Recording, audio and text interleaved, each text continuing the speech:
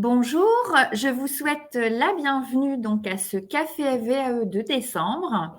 Nous sommes actuellement près de 135 invités en ligne et pour ce dernier café VAE de l'année, la thématique choisie, est si nous évoquions la VAE de demain. Alors, avant d'évoquer la VAE de demain, on vous propose une rétrospective de cette année en votre compagnie donc. Alors, nous sommes, je dirais, disposés sur un exposé de 35 minutes et suivi d'un échange en réponse à vos questions que vous voudrez bien nous poser via le chat en ligne. On vous enverra donc le PowerPoint de cette présentation. Comme habituellement, je vous invite à vous présenter via le chat en ligne pour qu'on puisse aussi connaître votre identité. Alors, j'ai le plaisir d'animer donc ce café VAE en compagnie de Norbert Jaouen. Je vais laisser Norbert se présenter. Ah. Est-ce que Norbert, tu peux te présenter? Est-ce qu'il y a un souci technique? Ah oui, mon micro était coupé, pardon, Ah excusez-moi. voilà, non, vas-y, je t'en prie. Merci Béatrice. Bonjour à tous, Norbert Jaouen, responsable national de la VAE au ministère de l'Éducation nationale. Merci.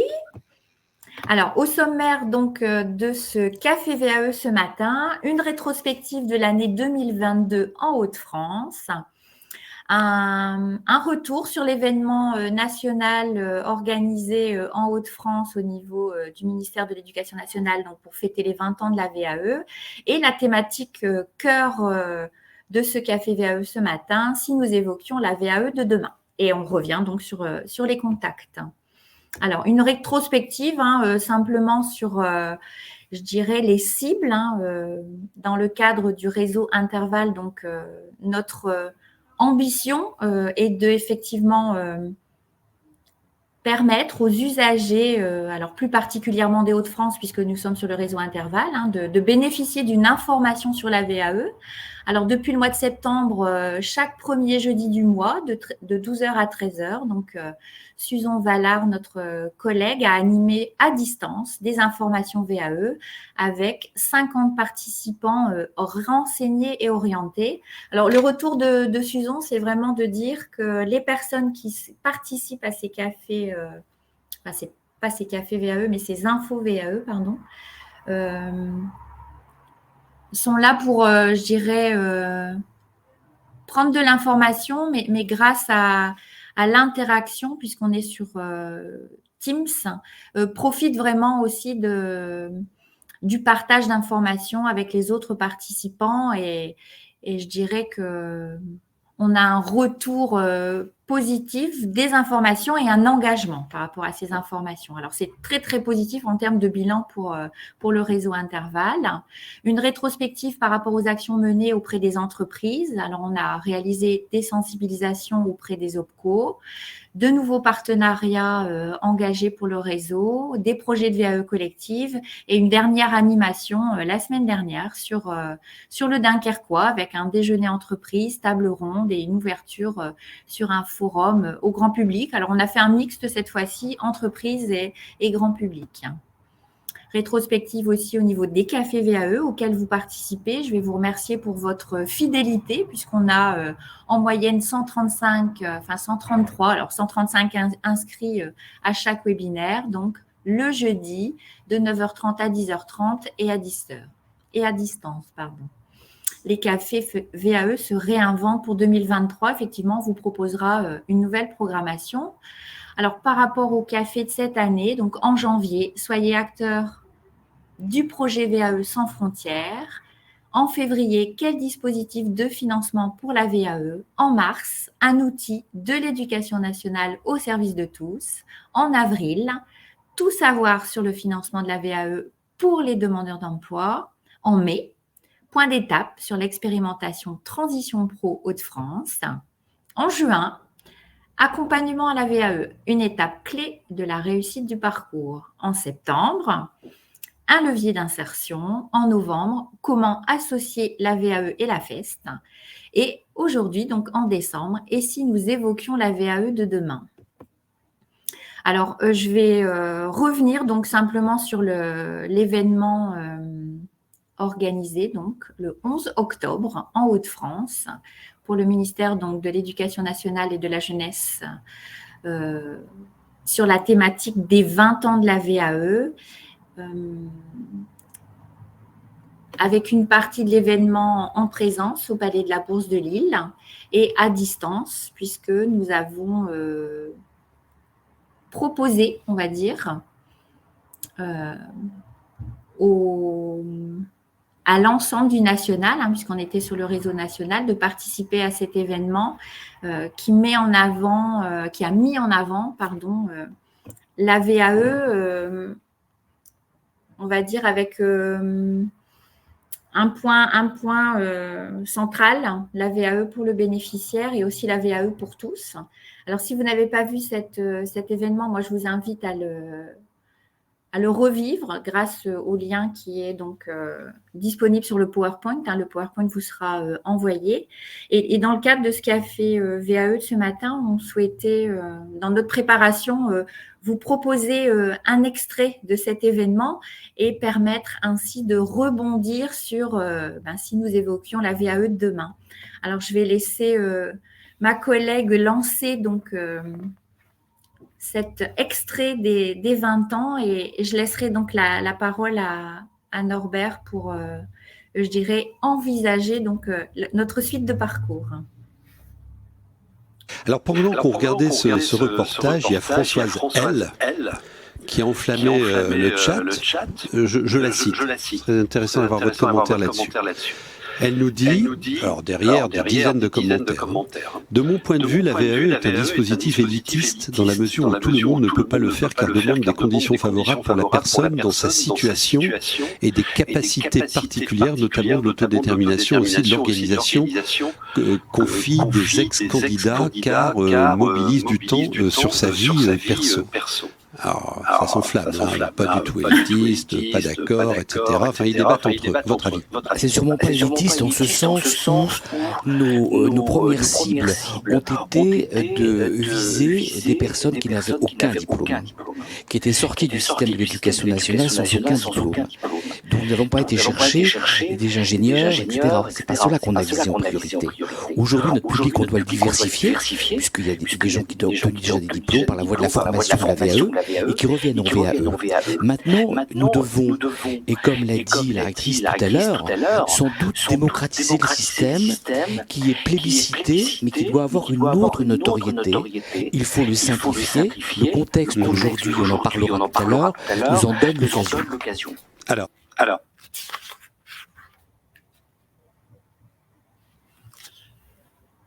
Merci Clémence pour cet extrait. Alors, je vais laisser la parole donc à Norbert Jaouen. On souhaitait introduire le propos en se disant, effectivement, la VAE, on est simplement sur des hauts niveaux, Norbert, alors qu'on n'est pas du tout dans cette dynamique. On aurait pu prendre tous les sujets par rapport à cet événement, mais l'introduction pour la VAE de demain, c'est l'ouvrir à tous les publics. Et je te laisse entamer ton propos. C'était un élément central de cette intervention le 11 octobre après-midi à Lille, puisque justement pour répondre à cette question, la VAE, parce que c'est un dossier écrit entre autres et réservé à certaines personnes qui ont les capacités de le faire, nous apportons la preuve au quotidien, quand nous faisons la VAE pour des CAP, qu'effectivement, même l'écrit le plus élémentaire suffit et est absolument essentiel dans la démarche VAE. Par ailleurs, force est de constater que nous ouvrons la VAE à d'autres publics qui ne viendraient pas spontanément vers nous. Ce ne sont pas des publics invisibles, mais auxquels on ne s'adresse pas forcément de façon spontanée. Or, ce que nous faisons avec les détenus, avec les primo-arrivants et avec les personnes en situation de handicap. Ces trois catégories, trois cibles de public ont en commun d'avoir des activités professionnelles et ce faisant, de développer des compétences. Il nous appartient donc à nous, dans notre mission de service public et l'éducation nationale, d'aller vers eux, de valider leurs compétences pour qu'elles puissent obtenir un diplôme à la hauteur de leurs compétences et qu'elles puissent ainsi accéder à des emplois à la hauteur de leurs compétences, attestées donc par un diplôme. Merci Norbert. Alors, tous les publics, alors pour cet accès à la VAE pour tous les publics demain, quel est le contexte actuel donc de ce grand changement au niveau de la réforme? Alors là, effectivement, la VAE fête ses 20 ans, comme tu l'as dit, Béatrice. Il y a eu des différentes manifestations et de façon à côté, arrive aussi un événement en 2022 qui va marquer l'histoire de la VAE et donner, je l'espère, un nouveau souffle à la VAE. Alors, il faut que je fasse peut-être de pédagogie parce que je vais vous parler aussi de REVA et vous dire en quoi REVA, quel est le rapport entre REVA et la réforme qui est à l'écran. Le législateur a choisi le véhicule législatif des mesures pour l'emploi pour réformer la VAE. Mais en amont, depuis 2019, 4 ministres avaient demandé un nouveau rapport sur la VAE. Le ministre du Travail n'a pas fait le choix de confier cette mission à l'inspection générale des affaires sociales ni à l'inspection générale de l'administration de l'éducation nationale et de l'enseignement supérieur, mais a fait le choix de confier cette mission à 3 personnes, 2 consultants, dont David Rivoire, directeur du cabinet Les Berry, prestataire d'accompagnement, et Yannick Soubien, qui est également consultant, et Claire Guéchat, qui était à l'époque directrice de l'OPCO Constructis, l'OPCO de la construction.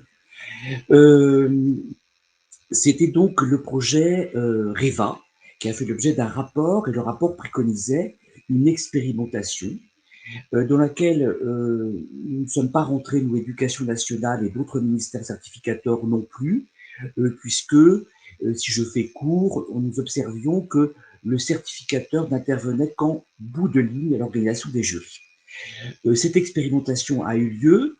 Elle a fait l'objet d'un rapport d'évaluation qui a recommandé une nouvelle expérimentation sur un public plus grand, puisque REVA 1, si on l'appelle comme ça désormais, n'a concerné que 120 personnes, je crois, de mémoire, et tous demandeurs d'emploi.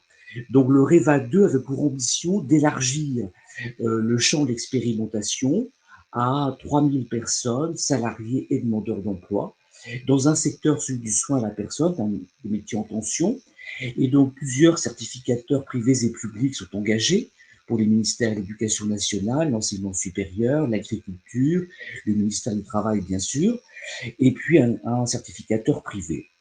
Pour l'Éducation nationale, nous avons été assignés à 500 candidats sur 3 diplômes, le bac pro accompagnement et services et soins à la personne, option structure et option domicile, et puis le CAP, aide éducative à la petite enfance, l'ancien CAP petite enfance. Ce REVA 2 se déroule de juin 2022 à juin 2023. Mais la mise en œuvre a pris du retard puisque l'application qui était prévue sur téléphone n'a pas fonctionné. Et donc, nous avons démarré très tardivement, fin octobre seulement, l'expérimentation pour ce qui concerne l'éducation nationale en tout cas. Et cette expérimentation et son évaluation des résultats avait pour objectif de guider la réflexion pour écrire la réforme. Mais comme vous le constatez, les ministères concernés, Mme Grandjean et Olivier Dussopt, n'ont pas choisi d'attendre l'évaluation de REVA 2 pour faire la réforme qui est arrivée donc en novembre. Elle est passée à l'Assemblée nationale et au Sénat, puis en commission mixte paritaire. Elle est aujourd'hui au Conseil constitutionnel sur saisine de parlementaires de la NUPES et le Conseil constitutionnel prendra sa décision le 17 décembre, donc c'est imminent. Donc voilà l'articulation ou la non-articulation entre REVA. Nous sommes dans l'expérimentation, nous expérimentons les grandes lignes de la réforme que je vais vous exposer, donc les dispositions que comporte la réforme. Une chose fondamentale, c'est qu'effectivement, jusqu'à présent, les dispositions relevant de la formation continue au sens générique du terme, formation des adultes, bilan de compétences et VAE relevait du code de l'éducation, qui est le code pilote, et ensuite retranscrite ces dispositions dans le code du travail, qui est le code suiveur. Désormais, par la réforme, c'est le code du travail qui devient le code pilote et le code d'éducation le code suiveur. Donc ça change considérablement la donne. Quelles sont les dispositions de la réforme? Donc on peut passer à la diapositive suivante. La création d'un GIP, d'un service public de la VAE. Donc ce n'est pas anodin, c'est une réforme lourde. Ce GIP serait porté par un GIP national où seraient associés les certificateurs, les financeurs, et la composition n'est pas encore arrêtée. Nous allons nous atteler maintenant à l'écriture des décrets sur le premier semestre 2023. Donc voilà la première disposition. Ce GIP national serait un guichet unique pour toutes les personnes qui cherchent des informations, qui souhaitent s'engager en VAE. On passe également de l'examen de recevabilité à l'étude de faisabilité, c'est-à-dire que on va vers la suppression du CERFA, qui consistait à faire un contrôle de conformité par rapport à la loi, parce qu'il fallait attester jusqu'à présent d'un an d'activité en rapport direct avec le référentiel. Ce CERFA disparaît, la durée minimale d'expérience disparaît également. Nous sommes passés donc de 5 ans d'expérience en 92 pour la VAP à 3 ans en 2002, à 1 an en 2017, à 0 année. Je vais dire pourquoi nous soutenons cette démarche. Et puis par ailleurs, nous ne demandons plus de preuve d'activité. Alors, il y a plusieurs éléments qui ont milité pour l'éducation nationale, en tout cas, à aller dans ce sens. Nous observions qu'effectivement, les preuves d'activité apportées par les candidats à la VE disaient souvent peu de choses sur l'activité réellement exercée. Je vais prendre un exemple. Quelqu'un qui fait du service en salle en restauration, sur ses bulletins de salaire au contrat de travail, il est écrit serveur en salle, et donc spontanément, on lui proposerait un CAP de service en salle. Or, on s'aperçoit au cours d'accompagnement qu'effectivement, cette personne fait du management, dirige une équipe, passe des commandes, forme à des apprentis et formateurs, et donc le CAP service en salle ne correspond pas à l'activité réellement exercée. Par ailleurs, également, le transfert d'expertise que j'ai pu faire notamment au Sénégal nous a permis de re-questionner le modèle français, puisqu'il était hors de question de dupliquer le système français à l'étranger, mais de l'adapter. Et au Sénégal, par exemple, où une grande partie de l'économie est une économie informelle, les candidats à la VE n'étaient pas en mesure d'apporter la preuve de leurs activités. Par conséquent, il s'agissait de s'adapter et trouver une solution que nous avons trouvée dans le projet de loi. Donc tout ceci disparaît, recette administrative, au profit d'un positionnement sur un référentiel d'activité. Donc un auto-positionnement sur un référentiel d'activité sera prévu dans ce GIP qui sera guichet d'entrée, mais d'ores et déjà dans REVA 2, nous expérimentons ceci, un positionnement sur référentiel d'activité qui se fait assez facilement et assez bien. Et c'est, parce que nous parlions des publics fragilisés tout à l'heure, dans notre développement de la réorganisation des primo-arrivants, nous voyons qu'effectivement, nous sommes face à un écueil, puisque ces primo-arrivants ne sont pas en mesure d'attester de leurs activités. Or, on voit aujourd'hui que si on les positionne sur un référentiel d'activité professionnelle des diplômes, de certification en général, on arrive clairement à les positionner, et ce sera donc de toute évidence un plus pour eux. Autre innovation, un rééquilibrage entre le poids de l'écrit et le poids de l'oral. On sait aujourd'hui, en tout cas pour l'éducation nationale et l'enseignement supérieur, que le poids de l'écrit est lourd, et nous observons pour les BTS, par exemple, que des candidats nous fournissent des dossiers de 250 pages, qui est beaucoup trop lourd, et manifestement, les jurys ne sont pas en mesure d'évaluer à leur juste valeur le travail qui a été fait. Par ailleurs aussi, mon expérience au Sénégal a montré qu'effectivement, nous avions donc un groupe de tests des salariés des FAGE qui ont visé des bacs pro chez nous, des BTS et des diplômes d'ingénieurs du CNAM. Et on s'est aperçu, bien qu'ils soient accompagnés par des accompagnateurs sénégalais formés par nous, Éducation nationale et CNAM, qu'effectivement, ils avaient beaucoup de difficultés à rendre un dossier très étoffé.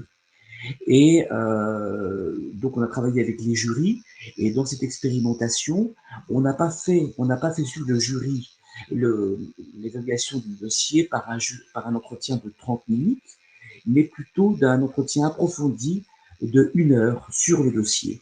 Et là, on a vu avec ces candidats sénégalais à quel point, à l'oral, ils étaient en mesure de démontrer leur professionnalisme réellement, beaucoup plus qu'ils ne le faisaient dans leur dossier écrit. Ceci nous évoque la nécessité effectivement de rééquilibrer chez nous, et pour l'éducation nationale en tout cas, dans l'expérimentation REVA, nous tentons de dire qu'un dossier VAE ne fait pas plus de 50 pages.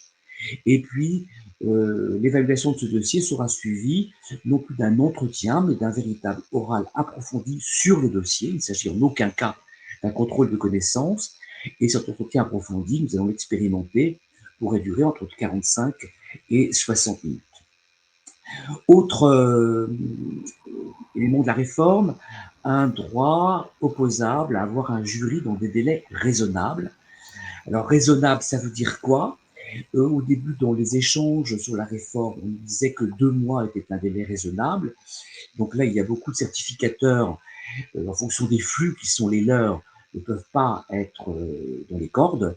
Nous, à l'Éducation nationale, nous allons avancer sur ce sujet, puisque normalement, fin 2023 ou 2024, les 2 sessions d'examen dédiées à la VAE deviendront aussi des jurys d'examen.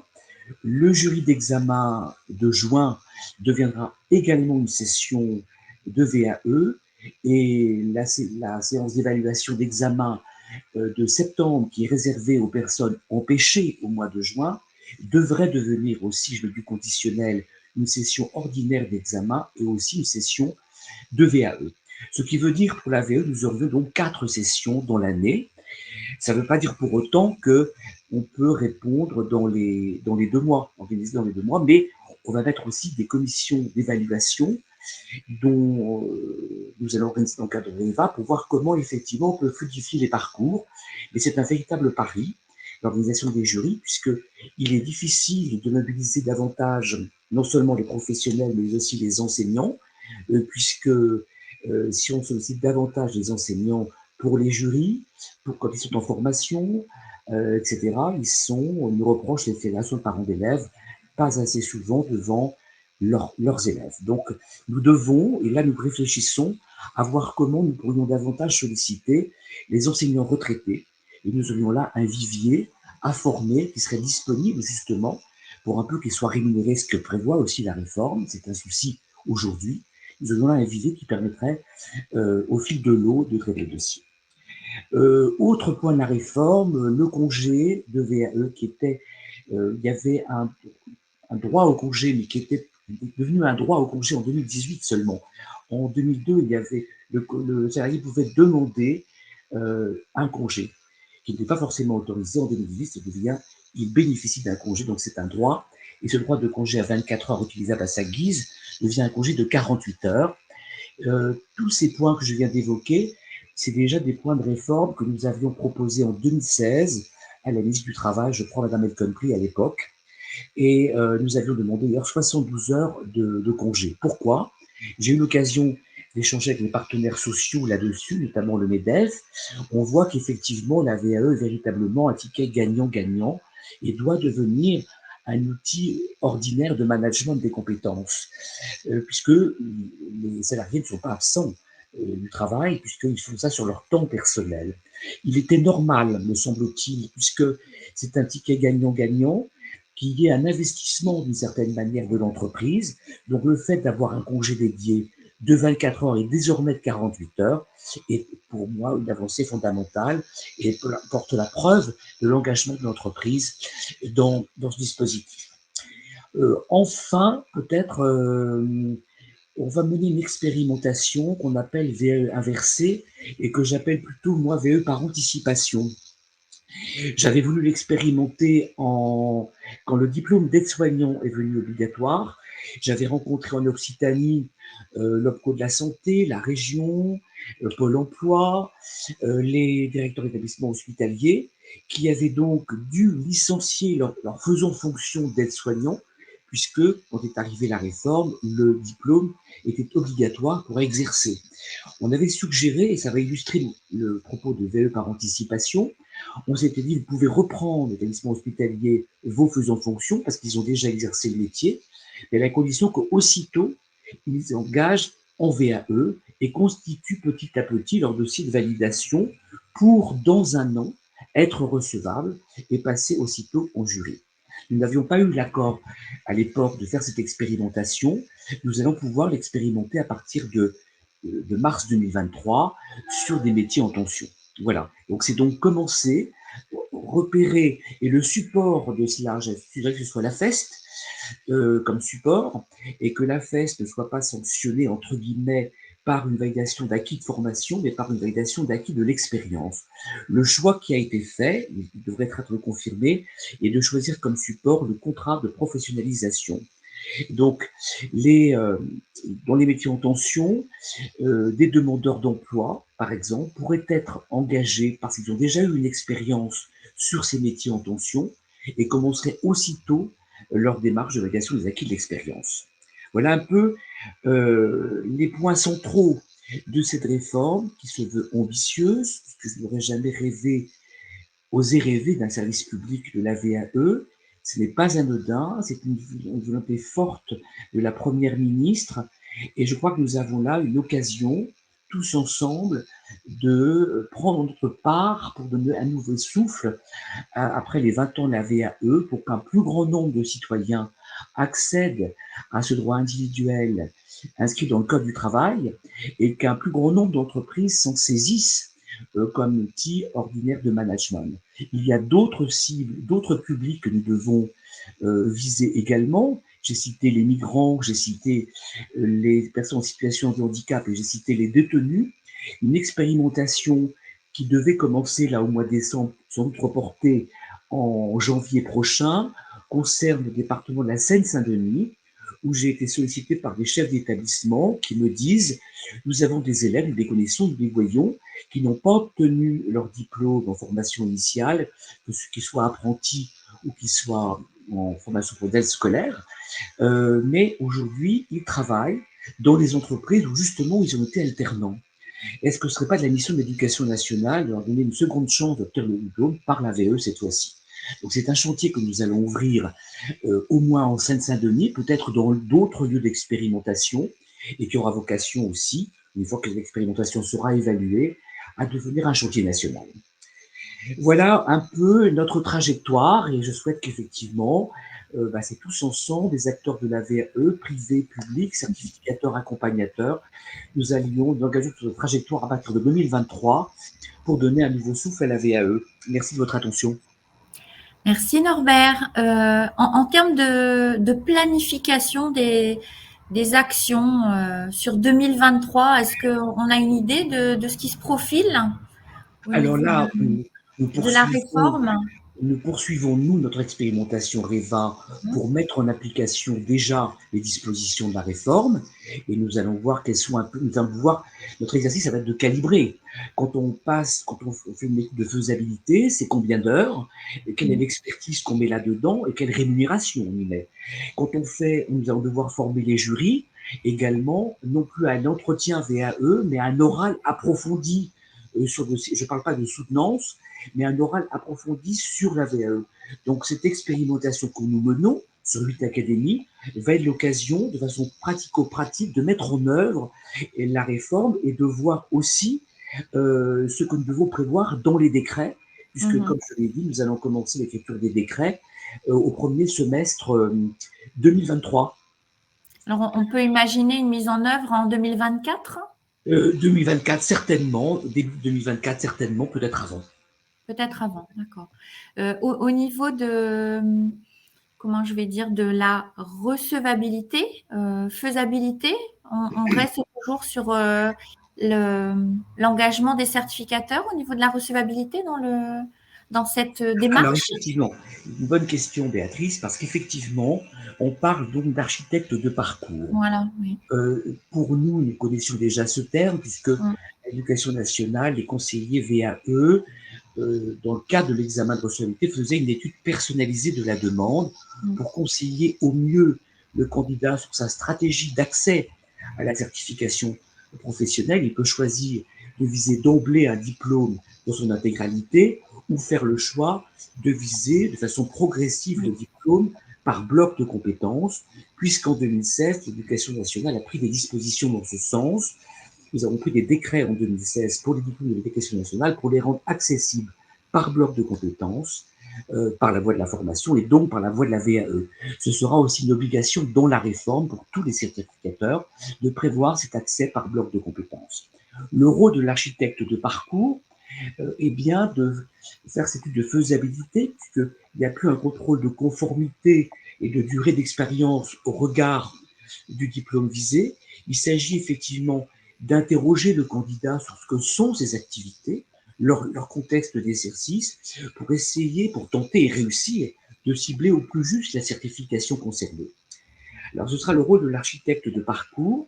Ce rôle pourra être aussi, et ce n'est pas encore décidé, élargi parce qu'il s'agirait pour l'architecte de parcours, mais on ne sait pas encore aujourd'hui qui ils sont. Il y a plusieurs écoles.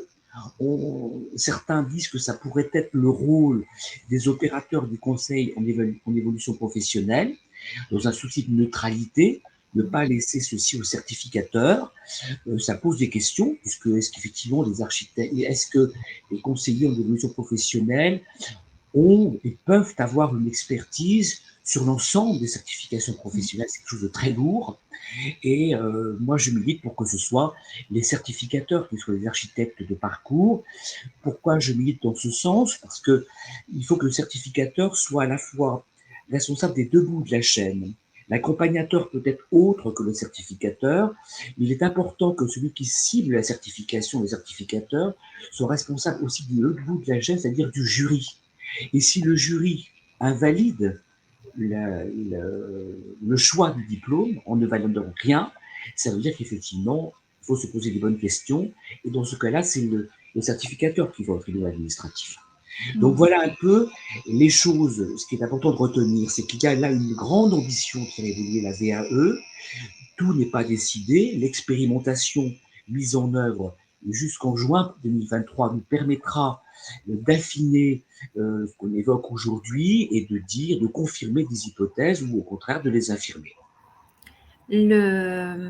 Le domaine aujourd'hui concerné est le domaine de la santé, secteur de la santé. Est-ce que ça serait ouvert à d'autres secteurs d'activité au niveau de l'expérimentation ou au niveau de la réforme? Comment ça s'organise? Alors, dans l'expérimentation, nous sommes exclusivement sur les certifications qui concernent le soin à la personne, le CARE, comme dit l'équipe REVA. Ce sera élargi vraisemblablement à d'autres secteurs qui ne sont pas encore arrêtés. On pourrait penser que ce soit ouvert au secteur des bâtiments et travaux publics, que ce soit ouvert également au métier de l'hôtellerie, de la restauration, mais ceci n'est pas arrêté aujourd'hui. D'accord. Très bien, merci Norbert pour cette présentation. Alors l'idée c'était effectivement de pas refaire effectivement la présentation à laquelle j'ai participé moi au niveau des Hauts-de-France, organisée par le CARIFOREF, mais d'avoir je dirais une vision ouverte. On a pour toi Norbert l'opportunité de permettre à ce dispositif de se démultiplier, de se réinventer. Et l'Éducation nationale, naturellement, est ravie de participer à l'expérimentation avec ces décrets qui vont se mettre en place donc sur le premier semestre 2023 avec une application probablement début d'année 2024. Alors, dans le cadre donc de ces dispositions, naturellement, le réseau Interval, comme je le précise à chaque fois, est à l'écoute naturellement des candidats, puisque c'est un réseau intercertificateur qui va aussi se réinventer, à mon avis, sur 2024. La possibilité toujours pour vous qui êtes présents à ce café VAE de nous contacter via le formulaire de contact @intervalle-vae.fr, de consulter le site, d'appeler notre collègue Suzon en ligne directe numéro unique. Et je vous invite aussi à nous suivre via les réseaux sociaux, LinkedIn, Facebook, et retrouver, je vous ai fait une rétrospective des cafés VAE de l'année. Moi, je vous invite à les retrouver sur la chaîne YouTube, et la possibilité, si vous le souhaitez, de réceptionner naturellement les PowerPoint si vous avez besoin d'informations complémentaires. Comme habituellement, on a pris un temps donc de présentation avec Norbert. Je vais reprendre les questions qui sont proposées via le chat, si on en a, parce que j'ai écouté. Il y a un point que je voudrais peut-être aborder, Béatrice. Oui, Norbert, je te laisse, vas-y. Parce que j'avais souhaité, et c'est pour ça que j'avais mis les Hauts-de-France dans le périmètre de l'expérimentation, puisque mon idée était d'expérimenter ceci, un travail sur la faisabilité inter-certificateur, justement, oui. et puis de mettre en place des jurys inter-certificateurs. Rien n'empêche qu'on le fasse, qu'on expérimente dans les Hauts-de-France. Ça serait intéressant puisque les plateformes intercertificateurs, j'en connais 3 sur le territoire, dans les Hauts-de-France, en Bourgogne-Franche-Comté et en Rhône-Alpes. Donc, ce serait intéressant parce que ce serait ça aussi l'avenir pour dire les certificateurs travaillent ensemble et quelqu'un vient vers un guichet unique comme Intervalle. Et là, effectivement, on va lui proposer plusieurs stratégies d'accès à la certification professionnelle et aussi peut-être plusieurs blocs de compétences, de certifications différentes ou plusieurs certifications. Et au moment du jury intercertificateur, le jury décide de ce qu'il attribue, de ce qu'il octroie en termes de blocs de compétences ou en termes de certification. Mais on essaiera peut-être, Béatrice, de le faire dans les Hauts-de-France à petite échelle, mais déjà c'était un peu l'idée, ça donne sens aussi aux plateformes intercertificateurs comme celle des Hauts-de-France. Merci. Merci. Alors, j'ai une question de Pierre. Concernant le financement de la VAE pour 2023, est-il prévu de mettre en place un reste à charge pour le client? Si oui, quand? À quelle hauteur? Alors oui, on fait parler là du CPF, c'est en débat, évidemment, c'est très contesté aussi. Et donc normalement, les financements restent ce qu'ils sont en 2023 et qui n'est pas encore arrêté, et qu'il y ait un reste à charge pour le candidat sur son CPF.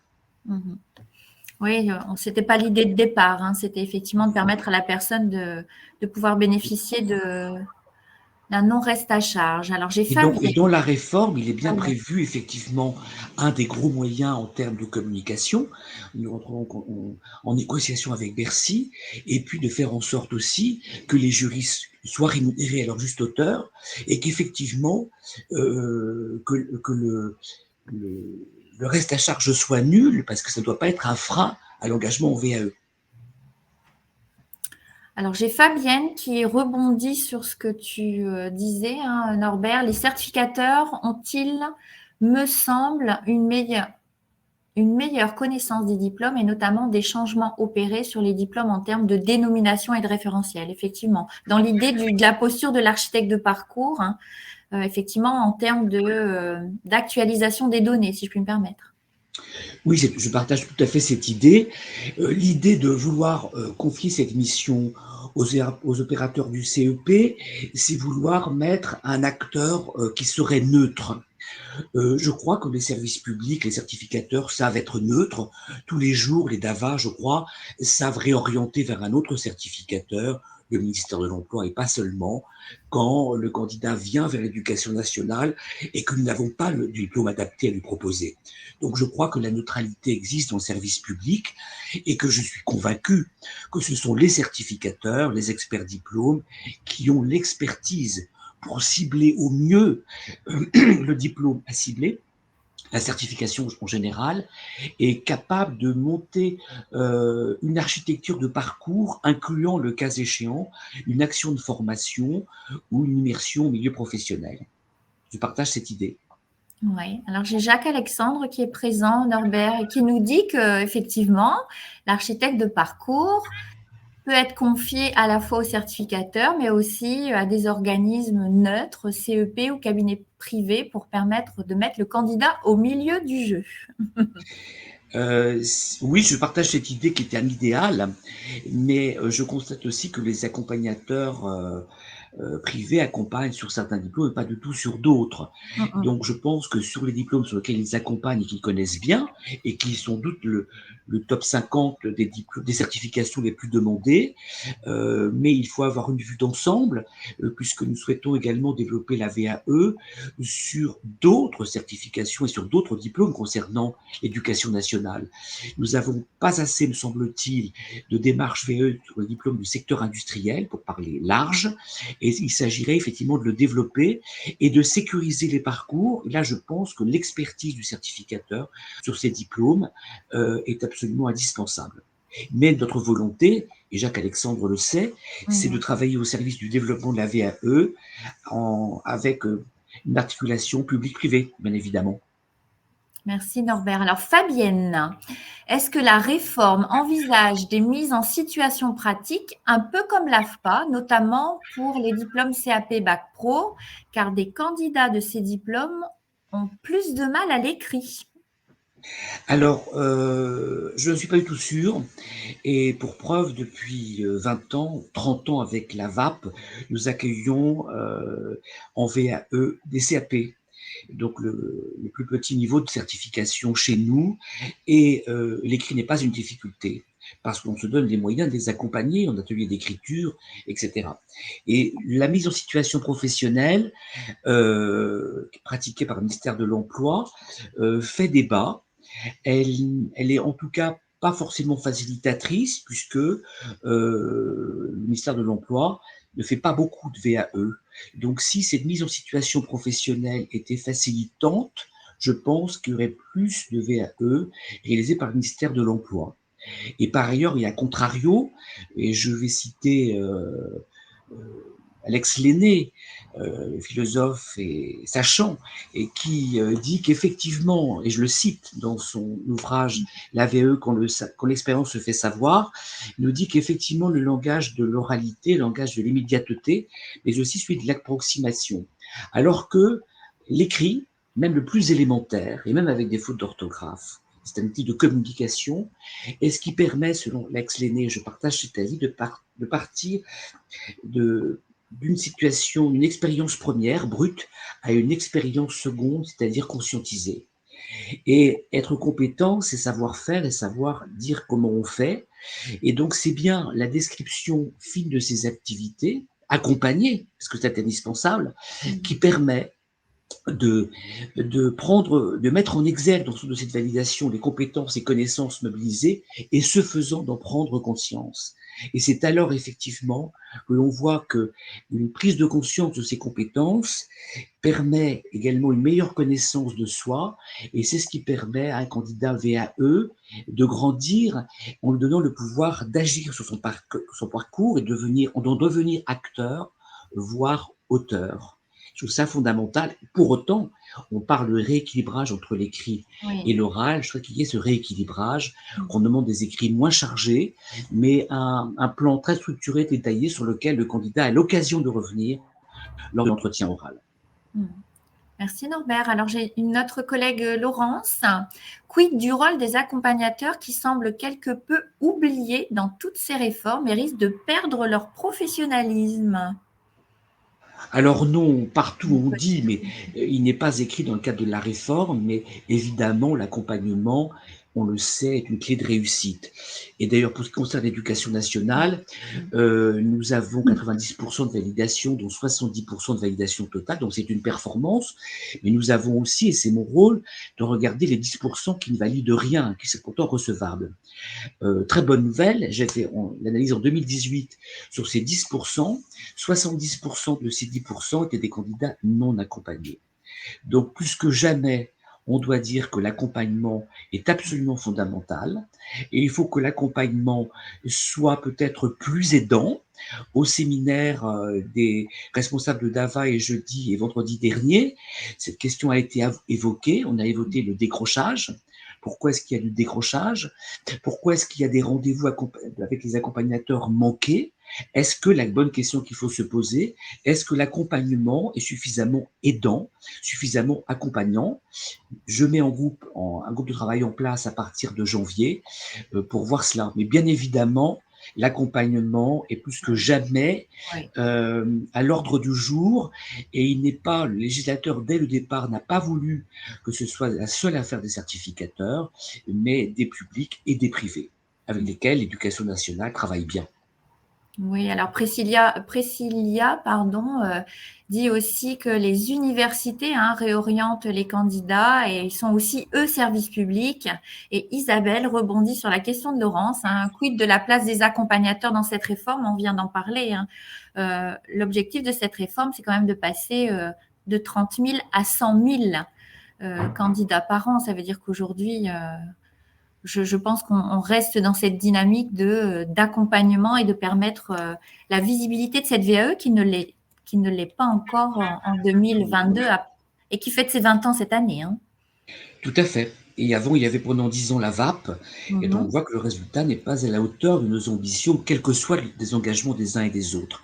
Mais je veux dire aussi que je suis preneur de toutes les idées de tous les acteurs, qu'ils soient publics ou privés, pour améliorer le service rendu à l'usager et pour faire en sorte que dans les décrets, vous voyez, le congé est acté à 48 heures, le décret va s'écrire, la VE inversée sera le premier décret qui va être écrit pour permettre cette expérimentation et décider si effectivement ça a du sens. Je suis persuadé que oui, et c'est une clé pour l'emploi. Donc voilà, mais toutes les idées sont les bienvenues. L'objectif unique étant de développer la VAE et d'améliorer la performance du dispositif et d'améliorer le service rendu à l'usager. Oui, Norbert. Je suis d'accord. Alors, c'est Priscilla qui dit… Ah non, c'est Karl. Je suis d'accord avec toi. Ah, Priscilla, pardon. Il dit qu'il est d'accord avec Priscilla, pardon. Bon, je pense qu'on a fait le tour de la question puisqu'on n'a plus de comment je vais dire, de sollicitations via le chat. Norbert, je ne sais pas si tu veux… Eh bien, je veux bien recueillir via le DAVA de Lille les forums en question, les questions qui se posent, etc. Puisque j'interviens quasiment tous les jours sur ce sujet et je recueille des idées intéressantes qui méritent d'être expérimentées ou qui méritent d'être suggérées au ministre du Travail dans l'écriture des décrets. Aujourd'hui, rien n'est figé, Norbert. Tout est encore… oui, voilà, c'est ça. Les points de la réforme que j'ai cités, les dispositions sont actées. Maintenant, il y a un architecte de parcours. Qui il est, qui il sera, c'est en débat. Tout à fait. Et en termes de financement, on est dans la même logique. Dans l'expérimentation REVA, on teste. L'objectif, c'est vraiment de faciliter le financement du parcours pour l'ensemble des candidats. Oui, dans l'expérimentation REVA, on voit par exemple qu'on pourrait aller jusqu'à plus de 100 heures d'accompagnement, mais le tarif horaire ne va pas du tout. Et donc, ce sera de notre rôle de dire qu'effectivement, on n'a pas forcément besoin de 130 heures d'accompagnement. Peut-être on voit en ESAT, quelquefois, on a 50 heures d'accompagnement, on n'a jamais 100. En revanche, l'accompagnement, c'est une réelle expertise, qu'il soit fait par les publics ou par les privés, et qu'il faut qu'il soit rémunéré à ses justes valeurs. Si je prends l'architecte de parcours, dans l'expérimentation, il est prévu 3 heures à 70 €. Eh bien, le prix du plombier aujourd'hui, qui est sûrement compétent, c'est 83 € à Paris. Donc, un architecte de parcours payer 70 € de l'heure, c'est le minimum. Maintenant, est-ce que 3 heures, c'est suffisant? Ça dépend peut-être du référentiel, de la complexité de la certification visée, mais tout ça devra être éclairé par la mise en œuvre de l'expérimentation que nous menons avec d'autres certificateurs. Oui, c'est vraiment… on est vraiment dans la réflexion, Norbert. Rien n'est figé. J'ai Priscilla qui me dit que les services d'insertion et d'orientation des universités devraient être intégrés dans la réflexion sur les architectes de parcours. Absolument. Et d'ailleurs, dans cette réforme, je crains que la VAP 85 et la validation des études supérieures passent à la trappe je n'en suis pas sûr, mais j'ai alerté mes homologues de l'enseignement supérieur au ministère pour qu'ils soient extrêmement vigilants sur ces points-là. Mais effectivement, j'invite toutes les universités à, à parler et à dire qu'elles n'ont pas peur, mais que justement elles veulent être partie prenante parce qu'elles ont des choses à dire. Nous, Éducation nationale, nous avons des choses à dire, nous sommes un gros certificateur, mais il est important qu'effectivement l'enseignement supérieur soit beaucoup plus ouvert à la VAE et que les universités françaises soient mises à l'honneur, comme les grandes écoles d'ailleurs, pour développer la VAE, bien évidemment. J'ai Fabienne qui est d'accord donc avec tes propos et j'ai Jacques-Alexandre qui me pose une question. L'architecte est-il présent tout au long du parcours? Alors l'architecte, je vais parler au conditionnel, l'architecte est aussi celui qui non seulement dans le projet ferait l'architecture du parcours, mais c'est aussi celui qui passerait convention avec un organisme de formation, le cas échéant, ou bien avec Pôle emploi ou l'opérateur du CEP s'il y avait une mise en situation en milieu professionnel. Donc ça supposerait là toute une ingénierie administrative et financière qui reviendrait à l'architecte de parcours. Alors, rien n'est arrêté.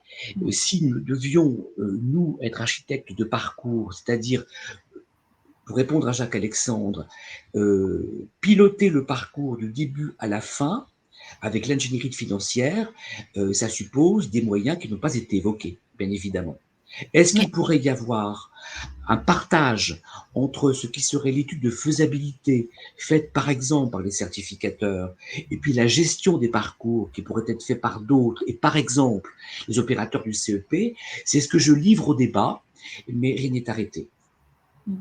L'architecte de parcours est bien présent tout au long du parcours. Hein. C'est lui qui est au pilotage. Oui, alors ce qu'on ne sait pas, c'est qui il sera et est-ce qu'il peut y avoir différentes typologies d'architectes de parcours. Oui. J'ai encore une question de Cécile. Est-ce que les questions que pose la VAE peuvent aller jusqu'à l'évolution de certains référentiels de diplômes? Ah, certainement. Certainement. Nos diplômes sont découpés en blocs de compétences. C'est pas le cas de toutes les certifications professionnelles. Et puis une avancée qui nous concerne aussi, c'est pour mettre en place des parcours combinés associant VAE et formation. Nous avions cette difficulté, c'est de trouver, bien que le réseau des Greta existe et a une offre de formation importante, c'est toujours la difficulté de trouver la bonne formation au bon moment pour le bon candidat. Il se trouve que le CNED a maintenant découpé son offre de formation en blocs de compétences. Donc nous avons là une offre facilitante, puisque CNED, par définition, accessible par tous. Et donc là, nous avons déjà une évolution, puisque le CNED a découpé ses diplômes en blocs, son offre de formation en blocs de compétences, qui permet de répondre à des besoins très fins exprimés par l'architecte de parcours qui va conseiller une formation correspondant à un bloc de compétences. Jacques-Alexandre, merci pour le retour. J'ai Fabienne. Ah, il y a un écho. L'accompagnateur peut-il assister au jury VAE? Pourra-t-il, assister au jury VAE sans intervenir, bien sûr, ceci de façon à pouvoir accompagner au mieux le candidat en cas de validation partielle? Je suis favorable à cette idée. D'ailleurs, à ce jour, rien n'empêche de le faire. Mais la composition du jury est supervisée par le président du jury. Et là aussi, c'est peut-être une réforme que nous allons devoir mettre en place à l'éducation nationale, en tout cas peut-être ailleurs. Mais effectivement, je pense que la présence sans intervention de l'accompagnateur peut permettre de mieux comprendre la décision du jury et de mieux préparer la suite du parcours, en effet. Une très bonne suggestion. Oui, merci Norbert. J'ai Fabienne. J'ai fait une VAE à l'université de la Sorbonne. Ah oui, voilà, c'est ça. Et l'accompagnateur était présent. C'est pour ça qu'elle pose cette question. Voilà. Alors, j'ai Cécile qui est en train de taper. Pour les travailleurs en situation de handicap, nous acceptons aussi à titre dérogatoire, c'est vrai aussi pour la formation, pour l'examen, qu'effectivement l'encadrant du salarié soit présent, neutre, auprès de son salarié pour Ah oui. l'accompagner lors de l'entretien. Mhm. Cécile qui nous précise qu'elle trouve que c'est aussi une bonne idée. Alors, je vois que Corinne est occupée d'écrire.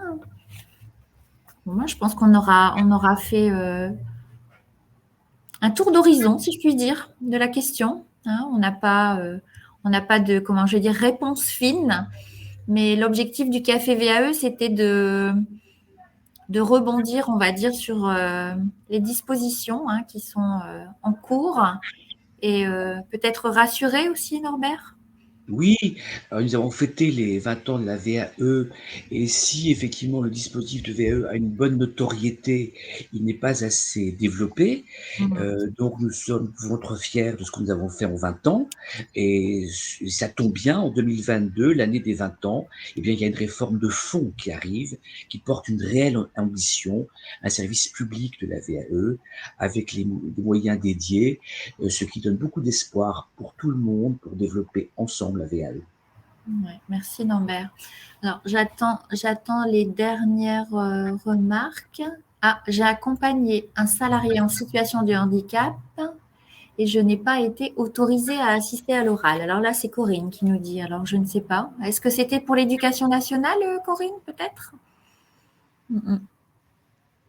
Oui, Alors, elle nous dit oui. Alors, d'accord. Eh bien, je pense qu'il faudrait faire évoluer cela. Je sais qu'effectivement, dans le règlement des examens, et ça comprend la VAE, hein, l'évaluation à la fois des acquis de formation et des acquis de l'expérience, l'encadrant est autorisé, de même qu'on peut avoir la personne en situation de handicap peut, dans un jury d'examen ou dans un jury de VAE, avoir un temps additionnel pour son entretien, par exemple. Il peut être aussi être accompagné de son encadrant dans l'entreprise pour le rassurer. C'est vrai aussi pour l'examen. Mais effectivement, pourquoi pas par l'accompagnateur, bien sûr.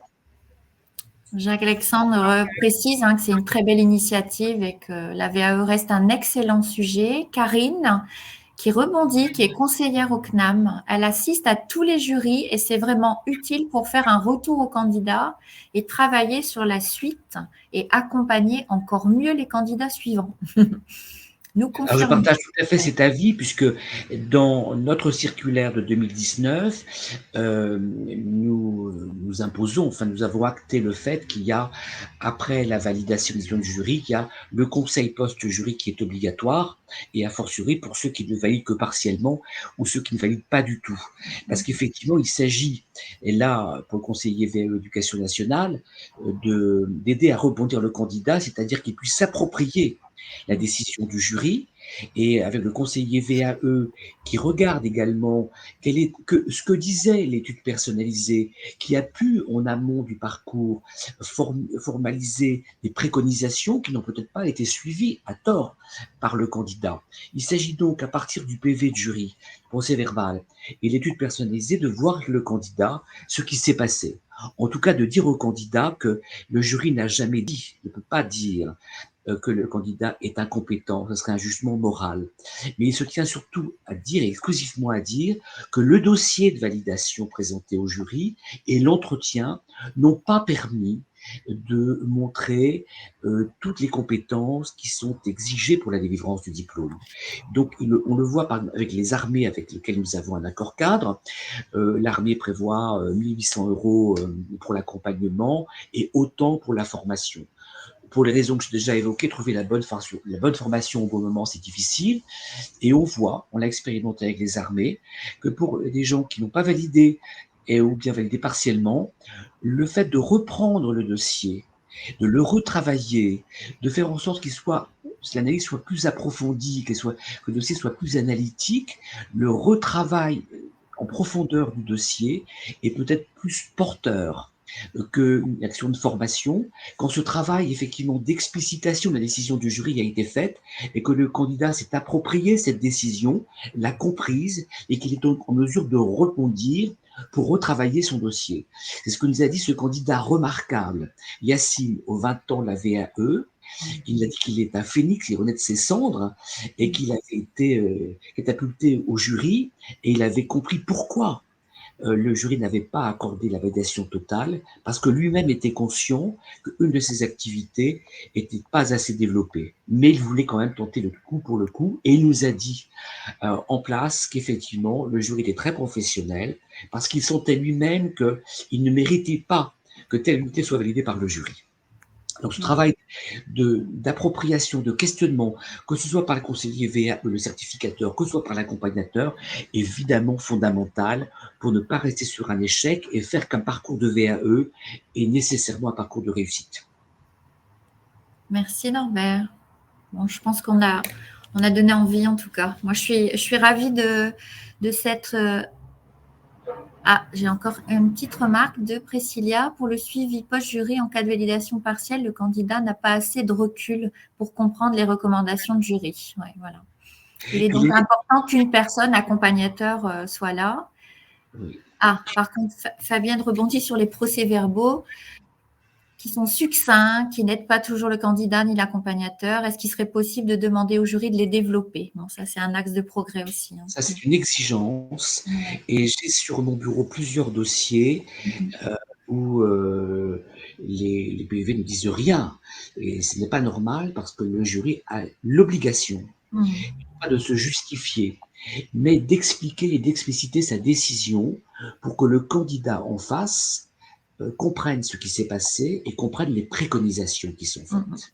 C'est absolument essentiel. C'est une exigence.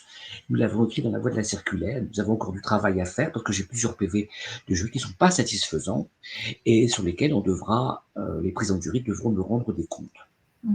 Anne précise que pour la jeunesse et sport, elle a aussi ce type de problématique. Bon, on ne va pas rester sur une problématique quand même pour le mot de l'au revoir. Mais nous avons des trajectoires d'amélioration à mettre en œuvre.